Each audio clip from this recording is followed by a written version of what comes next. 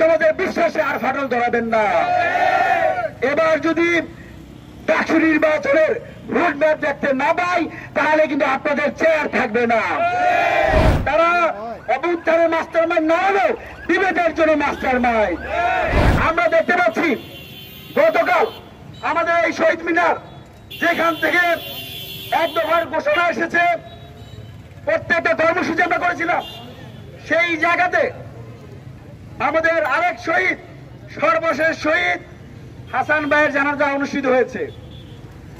একদিকে শহীদদের লাশের মৃত্যুর সারি লম্বা হচ্ছে, আরেকদিকে এই শহীদদের ম্যান্ডেট নিয়ে যারা ক্ষমতায় গিয়েছে তারা রক্তের সাথে বেইমানি করছে। অভ্যুত্থান পরবর্তী সময়ে আমরা দেখতে পেয়েছি যে সকল শিক্ষকরা দীর্ঘদিন যাবৎ বঞ্চিত হয়েছে, শোষিত হয়েছে, তারা পদোন্নতি পেয়েছে। ঢাকা বিশ্ববিদ্যালয় থেকে শুরু করে প্রত্যেকটা জায়গায় তারা বিসি হওয়ার, প্রক্টর হওয়ার সুযোগ পেয়েছে। যারা 16 বছর ধরে যুগ্ম সচিব, উপসচিব ছিল তারা সচিব পদমর্যাদা পেয়েছে।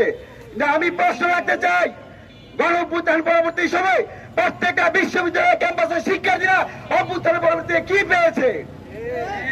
শিক্ষার্থীরা কি আদৌ কিছু পেয়েছে?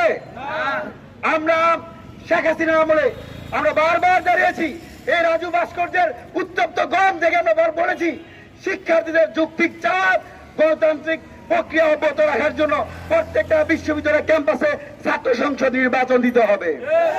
ঠিক একই দাবিতে লজ্জা লাগে, দুঃখজনক যে ঢাকা বিশ্ববিদ্যালয়ের মতো জায়গাতে শুধুমাত্র শিক্ষার্থীদের গণতান্ত্রিক চর্চা অব্যাহত রাখার জন্য আমরা ছাত্র অধিকার পরিষদের সভাপতি বিনবিন মোল্লা সহ ঢাকা বিশ্ববিদ্যালয়ের 3 জন ছাত্রকে দীর্ঘ 80 ঘন্টা অনশনে থাকতে হয়েছে। এই যে ঢাকা বিশ্ববিদ্যালয়ের প্রশাসনের যে এটা তামাশা ছাড়া আর কিছু নয়। আমরা শুনেছি গত ঢাকা বিশ্ববিদ্যালয় ভিসি বলেছেন 2 জনের মধ্যে তারা নির্বাচন কমিশন গঠন করবে। আমরা বিশ্ববিদ্যালয় প্রশাসনের প্রতি আহ্বান জানাবো, সাবধান, ছাত্র সমাজের বিশ্বাসে আর ফাটল ধরাবেন না। এবার যদি ডাকসু নির্বাচনের রোডম্যাপ দেখতে না পাই তাহলে কিন্তু আপনাদের চেয়ার থাকবে না। একই সাথে আমরা ঢাকা বিশ্ববিদ্যালয় থেকে শুরু করে প্রত্যেকটা বিশ্ববিদ্যালয়ের ক্যাম্পাসে অনতিবিলম্বে ছাত্র সংসদ নির্বাচনের আহ্বান জানাই।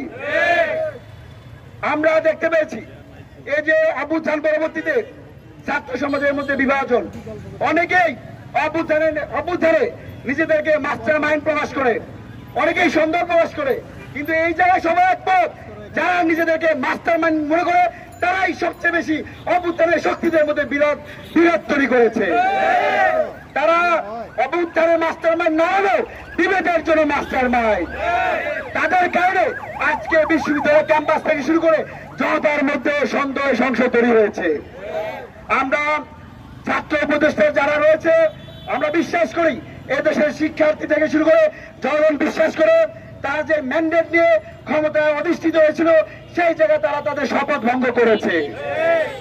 আমরা তো ছাত্র উপদেষ্টা থেকে শুরু করে এই রানিং উপদেষ্টা পরিষদকে আমরা ব্ল্যাঙ্ক চেক দিয়েছিলাম, কিন্তু সেই চেককে তারা অপব্যবহার করেছে।